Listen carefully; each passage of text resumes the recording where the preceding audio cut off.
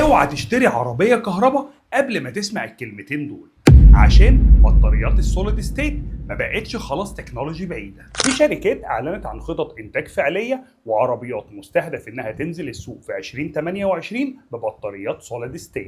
وعشان تفهم الفرق، العربيات الكهرباء الحالية بتعتمد بشكل اساسي على بطاريات الليثيوم ايون، واقصى مدى بتوصل له حوالي 700 كيلو للشحنه الواحده، والشحن السريع من 10 ل 80% بياخد حوالي 30 دقيقه في افضل الاحوال. بس بطاريات السوليد ستيت بتتشحن اسرع بمراحل وبتمشي مدى اعلى بمراحل، وكمان امان اعلى بكتير، لان استبدال الالكترولايت السائل بماده صلبه بيقلل مخاطر الاشتعال بالتسرب والثيرمال ران اويز. ومن ناحيه المدى، ففي شركات اعلنت عن مدى 1500 كيلومتر و1200 كيلومتر للشحنه الواحده. يعني لو التكنولوجي دي وصلت لمرحله الانتاج الفعلي، احنا مش هنكون قدام تحسين كبير، احنا هنكون قدام تغيير جذري في 3 حاجات اساسيه: مدى اكبر، شحن اسرع، وامان اكتر. تفتكر بقى مين اول شركه هتنزل عربيه ببطاريه سوليد ستيت؟